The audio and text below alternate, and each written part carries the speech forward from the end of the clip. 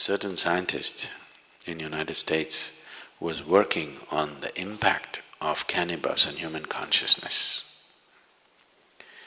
For almost 18 years, the United States government gave him 30 kgs of marijuana per year to experiment. 18 years of experimentation, he produced nothing. So during the late 80s, when the drug situation was getting bad and they cut this quota, 30 kgs of marijuana that they were giving him, there's nothing doing. We don't know where it's going with 30 kgs because you have done nothing. He tried to explain that he has done so many things but still it's not come to conclusion, but they said nothing doing and cut the marijuana quota. So he moved to Israel. The Israeli government looked at his work and they decided to give him. So they gave him the same 30 kgs of kilos of marijuana for another 6 to 8 years. Then he came up with this. He actually produced proof that within the human brain, every human brain, there are millions of cannabis receptors. So this information, what to do with this, they do not know, they threw it across. They gave it to the anthropologists, they gave it to the physiologists, they gave it to the neurologists, they gave it to all kinds of people. There are millions of cannabis receptors in the human brain. What is the explanation?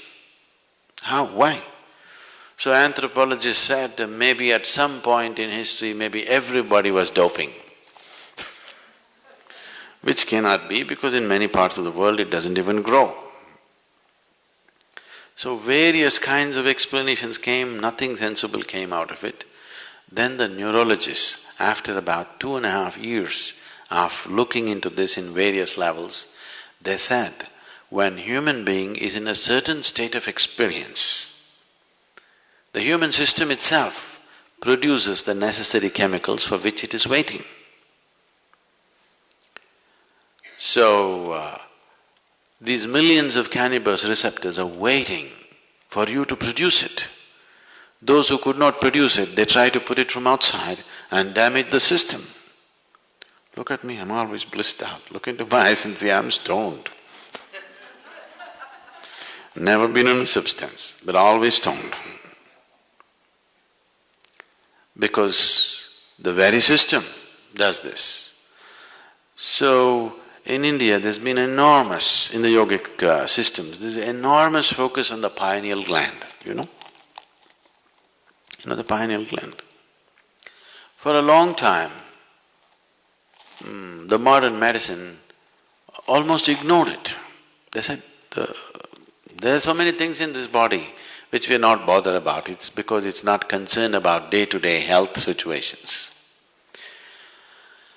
Today, the maximum that they have come to is, they are beginning to say the secretions of the pineal gland, if they're on, if they're active, there will be no mood swings in you. That's not the point. There is a whole system of yoga to activate the pineal gland. If you activate this and if it generates sufficient amount of secretion, you will be ecstatic every moment of your life. Simply every cell in your body will be bursting all the time. Now when you're like this, if you eat, if you don't eat, if you sleep, if you don't sleep, nothing matters because you're blissed out. In this state, everything is effortless. Just doesn't matter. You can function at the best because you can effectively use your body and mind at its best.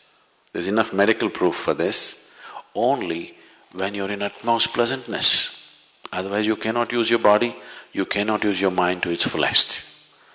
Both this body and this mind will you can explore the full potential of what it is only when you are in a sustained level of pleasantness within you.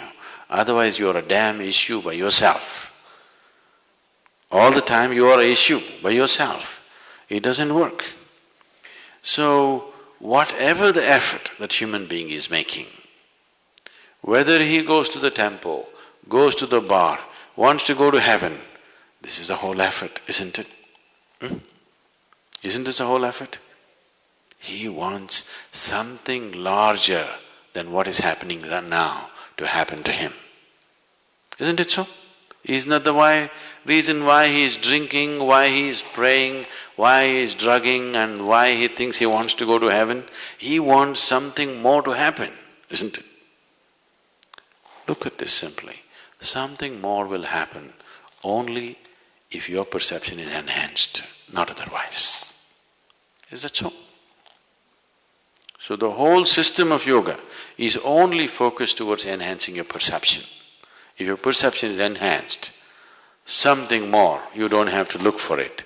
It is happening in such proportions, you have to learn to handle it. Big things will happen.